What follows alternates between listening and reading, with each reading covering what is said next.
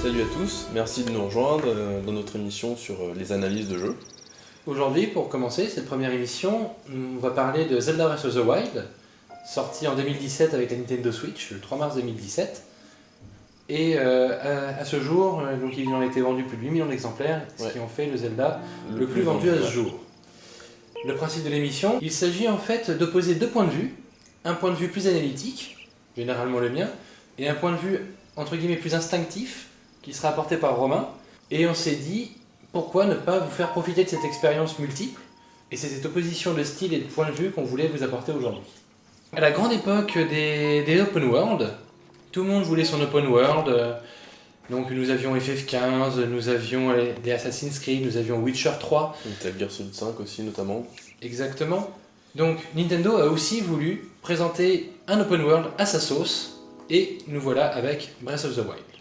Est-ce que d'entrée de jeu, on peut dire que ce Breath of the Wild est un bon open world? Alors à mon sens, c'est un bon open world, car il en reprend tous les codes, donc la liberté de jeu, et surtout, il en esquive la plupart des erreurs, c'est-à-dire un faux open world balisé par des scripts obligatoires. En gros, si vous ne passez pas par le point B, vous ne pourrez pas accéder au point C, ni au point D, ainsi de suite. Breath of the Wild fait sauter tout ça. Il vous donne juste un point de départ, un point d'arrivée, beaucoup de points intermédiaires que vous pouvez faire ou non, et seulement donc un point final, le château qui vous est présenté dès le début du jeu, comme la fin du jeu, que vous voyez directement dès le point de vue du départ, on voit le château, le point final. Tout le reste, c'est vous qui explorez comme vous le souhaitez. D'accord. Donc du coup, est-ce que tu peux parler de la façon dont est construit le jeu, à savoir la construction en triangle? Donc la construction en triangle est le principe de toujours cacher les objectifs aux joueurs derrière des triangles, généralement représentés par des montagnes, mais pas seulement. Donc quand vous commencez le jeu, donc là nous sommes sur le plateau du prélude, donc le jeu s'ouvre à vous, et le seul point d'intérêt notable se trouve être le temple du temps. Quand vous y en approchez, vous voyez directement un papy, donc là je passe en... Donc le premier point d'intérêt qui nous est présenté est le papy ici à côté de son feu, qui se trouvait sur la route du temple du temps.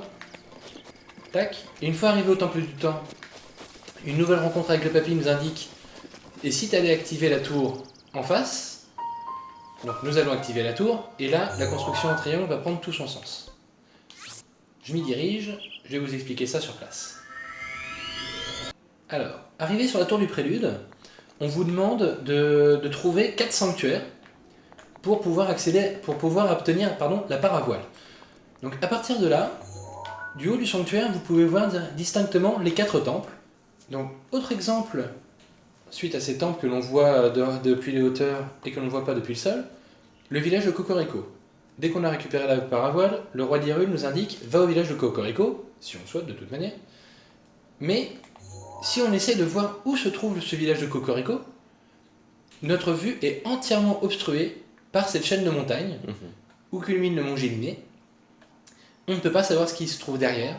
On est obligé d'explorer si on veut savoir ce qui se passe derrière cette chaîne de montagnes, et donc découvrir de nouvelles plaines et le village de Cocorico dissimulé. Le village de Cocorico est indiqué par une balise sur la carte, mais il est impossible de la voir ou de le distinguer depuis le plateau du prélude, car du fait de la construction en triangle, le point de vue est entièrement obstrué. C'est un appel à l'exploration. On sait qu'il y a quelque chose, mais on ne sait pas quoi, ni comment l'atteindre. Donc, une fois que vous avez fait vos marqueurs, vous vous dirigez vers les temples. D'accord, en fait ces temples, ils sortent vraiment de terre et ils ne sont visibles qu'une fois qu'on a activé la tour, c'est ça? Exactement. Et comme vous le voyez, du sommet de la tour, on pouvait voir le temple de la montagne. Or, arrivé en bas, on ne la voit pas. C'est dissimulé derrière des arbres, c'est dissimulé derrière des collines plus basses. Et donc, on ne peut plus voir cette construction. Ce qui amène donc un sentiment d'exploration. D'accord. On va être amené à explorer pour pouvoir voir ce qui se passe derrière. Alors cette construction marche très bien au niveau des hauteurs, mais ça marche aussi très bien au niveau du sol. Encore une fois, devant nous, eh bien, pas grand chose. Le plateau du prélude derrière nous, qui nous cache, seule la tour est visible. Et là, on fait face à des collines, sans point distinctif. Un drapeau nous indique un petit peu au loin qu'il se passe quelque chose. Par contre, dès que j'arrive au sommet de cette petite colline, se présente devant moi un village détruit, qui est donc un appel à l'exploration. Cette construction fonctionne quasiment en tout point du jeu. Alors je peux pas dire en tout point du jeu parce qu'on trouvera forcément des exemples qui ne fonctionnent pas. Mais ça fonctionne quasiment à chaque fois. Là, je viens de passer une colline, tac, une ruine vient d'apparaître devant moi. De même qu'une tour, que je ne voyais pas quand j'étais juste en bas, quelques mètres plus bas. Et toute la construction du jeu est basée là-dessus. D'accord, donc en fait, il te pousse vraiment à l'exploration constante, quoi. Exactement. Donc, bah, n'hésitez pas également, vous, dans les commentaires, à nous dire la façon dont vous avez appréhendé le jeu, la façon dont vous l'avez exploré. Avec Axel, on a fait un truc assez amusant. Grâce au DLC, on a pu voir en fait la progression qu'on avait fait. Donc c'est vrai que moi j'ai eu tendance à vouloir aller chercher toutes les tours pour avoir l'intégralité de la map, et j'ai commencé vraiment à explorer une fois que j'avais un peu une visibilité. Dans un second temps, je me suis mis à vraiment chercher les sanctuaires, et c'est vrai que dans un troisième temps, j'ai mis beaucoup de temps moi, avant d'aller chercher les créatures divines. Et en fait, quand la mécanique pour moi était bien rodée, c'est vrai que je me suis mis à après agir de façon un peu plus logique et rationnelle, on va dire. Des créatures divines. C'est ça. Exactement. Finir les quêtes secondaires, finir les sanctuaires pour vraiment arriver le plus stuffé possible face à Ganon. Voilà, notre but c'est de récupérer notre pouvoir, et donc pour ce faire on a plusieurs manières. Aller combattre directement les créatures divines, un petit peu la manière dont je l'ai fait. Je me suis concentré vraiment sur les zones principales, je les ai explorées à fond et j'en ai retiré le maximum. Et toi donc par cette exploration un petit peu hasardeuse, dans la mesure où tu as cherché plus de temples que moi au début, et donc tu as acquis ta puissance d'une autre manière que moi. Donc en fait c'est ça qui est intéressant, c'est-à-dire que le jeu vous est vraiment personnel, quoi.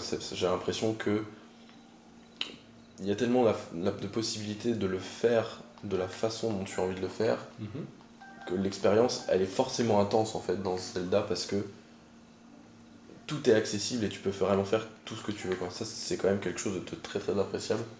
Effectivement. Dès les premières minutes du jeu, le jeu nous offre les pouvoirs de la tablette Sheikah, qui sont les bombes, le Polaris, le Cinétis et le Cryonis, qui nous permettent d'interagir avec le jeu. Donc les bombes de faire exploser, le Polaris de manipuler le métal, le Cinétis de créer de l'énergie cinétique, donc d'envoyer des objets au loin, et le Cryonis de créer de la glace. Et juste avec ces 4 pouvoirs, on peut explorer 100% du jeu.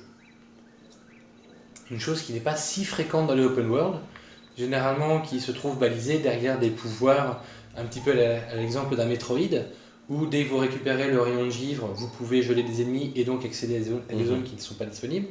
Là, dès le début du jeu, on vous donne tout, et après, à vous de vous débrouiller et de faire le mieux avec les pouvoirs que l'on vous a donnés. Donc du coup, est-ce qu'on peut dire que ce Zelda, c'est un vrai Zelda classique, ou alors est-ce que c'est une expérience de jeu complètement à part, selon toi? Donc malgré le fait que ce Zelda soit donc open world, qu'on vous donne tous les pouvoirs principaux depuis le début, la construction reste quand même similaire sur certains points clés. Donc ces points clés sont les donjons, représentés ici par les créatures divines, au nombre de 4. Beaucoup moins que d'habitude. Beaucoup moins que d'habitude. Cela est plus ou moins compensé par la présence de nombreux sanctuaires, qui sont à chaque fois des énigmes autour d'un élément précis du gameplay. Donc dans les anciens Zelda, on récupérait un item dans le donjon qui nous permettait de résoudre des énigmes et d'atteindre le boss. Ici, la construction est similaire dans le fait où on ne récupère pas un item, mais on récupère les commandes de la créature divine. Et ces commandes, qui vont agir sur la créature divine, soit en jouant sur un niveau de haut, soit en jouant sur l'inclinaison de la créature divine, vous permettra d'atteindre des zones différentes du donjon, et donc d'atteindre le boss, comme dans un ancien Zelda, qui vous récompensera en plus, comme à l'ancienne, par un cœur. Donc la manière de l'aborder est différente, mais la manière de l'exécuter est similaire. Et donc cette construction des donjons se retrouve aussi dans le château d'Hyrule, avec un petit truc supplémentaire qu'il n'y avait pas jusqu'alors dans le jeu, c'est l'exploration en intérieur. Bah, je vous propose alors du coup qu'on aille faire un tour au château d'Hyrule. Donc nous voilà arrivés au château d'Hyrule, le donjon final du jeu. Donc on arrive par la grande porte, hein. On est le héros après tout. Donc arrivé à la porte, ici, premier constat, la carte change. On n'est plus sur une carte générale du monde, on est directement sur la carte du château. Tac, ouverture des portes. Le château nous était entièrement dissimulé par la porte. et là arriver sur le chemin principal. Donc, dès qu'on rentre dans le château d'Hyrule, première chose que l'on constate, la musique change. Pendant tout le jeu, on était sur une musique un petit peu mélancolique, un petit peu d'ambiance, Très discrète. très discrète, et là on est directement dans un thème fort. Donc, en fait, ce thème, il s'agit d'un échange entre le thème de Zelda et le thème de Ganon. Alors ceci s'explique par le fait que le fléau est retenu prisonnier dans le château par Zelda, et donc cela indique un duel entre Ganon et Zelda qui se passe depuis 100 ans. À partir de là, ce que l'on peut dire, un petit peu comme je venais d'expliquer pour les donjons, une mécanique différente se présente à nous. Bien que l'on vous indique où se trouve la fin, c'est à vous de vous débrouiller pour savoir comment vous allez l'atteindre. L'approche directe, donc là je suis complètement dans le chemin direct, donc là ce sont les gardiens qui essayent de m'allumer. Le chemin intérieur, basé sur des énigmes classiques de Zelda. Un chemin plus exploration à l'ancienne qui est récompensé par des fragments d'histoire qui sont disséminés dans le jeu.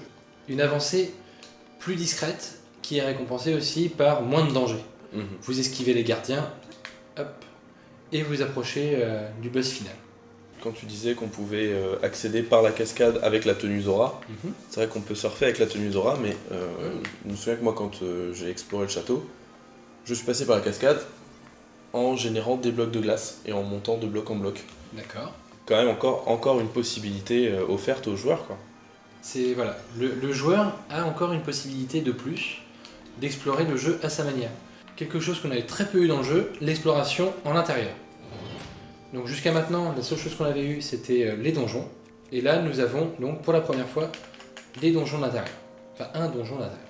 Donc l'exploration d'intérieur, quelque chose qu'on n'avait pas eu encore dans le jeu jusqu'à là, et qui reprend les codes classiques de Zelda. Donc essayer d'avancer, résoudre des énigmes. Malgré l'originalité de ce Zelda et de toute la manière dont on peut l'explorer, il ramène des codes classiques arrivés à ce donjon final. En fait, cela s'explique assez simplement. On est redevenu le héros. On est le héros de Zelda. Et qu'est-ce que fait le héros de Zelda ? Eh bien, il résout des énigmes, il explore un donjon et il vainc le boss. D'accord. Donc c'est pour ça que le donjon d'Hyrule est complètement dans une construction classique. Là, j'ai activé un interrupteur via l'aide d'un tonneau, comme à l'ancienne où on plaçait des caisses sur un interrupteur pour maintenir ouvert. Une porte s'ouvre, un chemin s'ouvre, et ainsi de suite. Oui, donc c'est marrant parce qu'en fait, si on a joué au précédent Zelda, ça fait vraiment appel à la nostalgie. On Exactement. sait tout de suite comment ouvrir la porte. Donc voilà ce qu'on peut en dire sur la construction. Voilà. Maintenant, passons plutôt à une conclusion plus terre à terre. Tout simplement, est-ce que le jeu est bon ? De ton point de vue, à toi. De mon point de vue à moi, il est excellent. D'accord. Une ombre au tableau, ceci dit, ce serait quand même la jouabilité. Oui, là-dessus, je pense que je vais d'ailleurs te rejoindre. La touche sauter avec la touche La X. touche sautée sur le X. Ça, je sais pas où ils sont allés nous chercher ça. Ça fait 20 ans que tous les jeux Nintendo nous apprenaient Y taper, B sauter. Voilà. Et là, pour la première fois, ils ont mis la course sur le B, frapper sur le Y, et le saut sur le X, le bouton du haut qui n'est pas accessible. J'ai limite envie de dire facilement.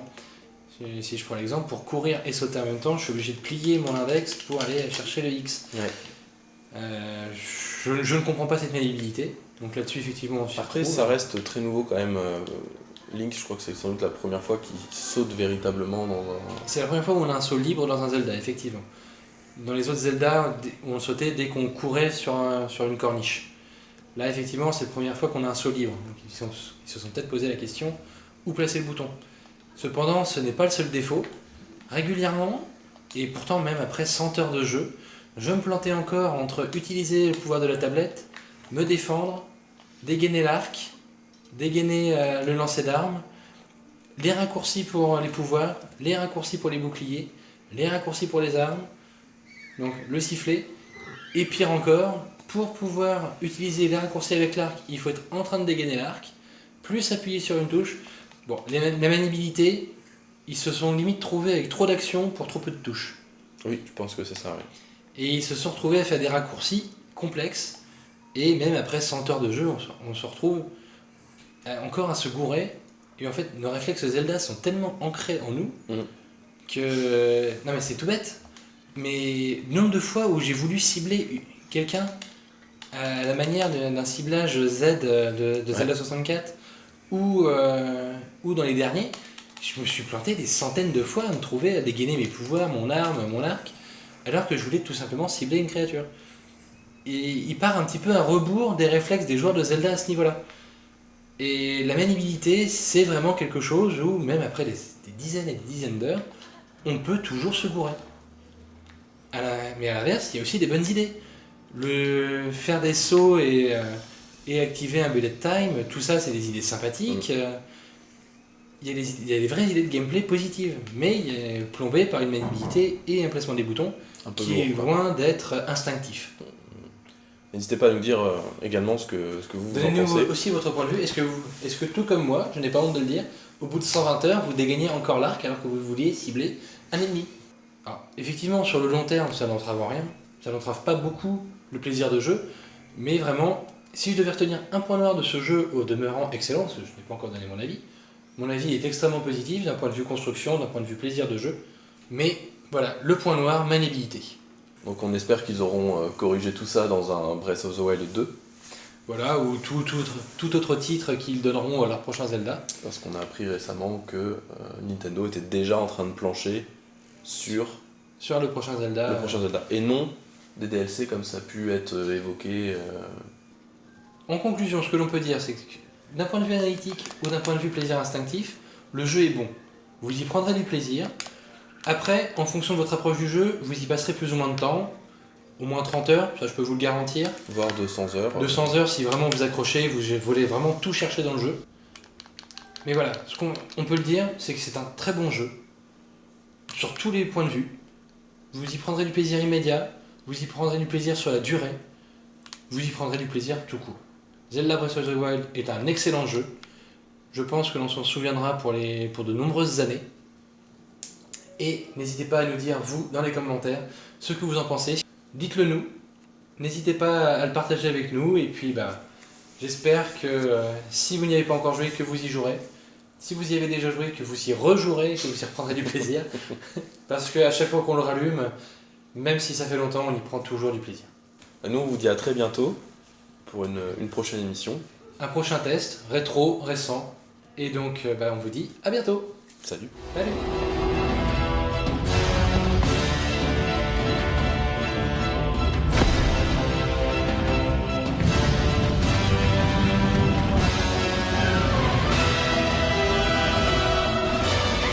Ces efforts n'auront servi à rien du tout.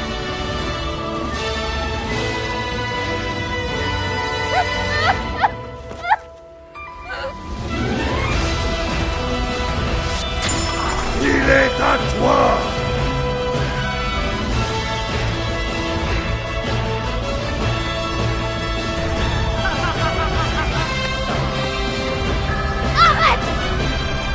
Mon peuple et ma fille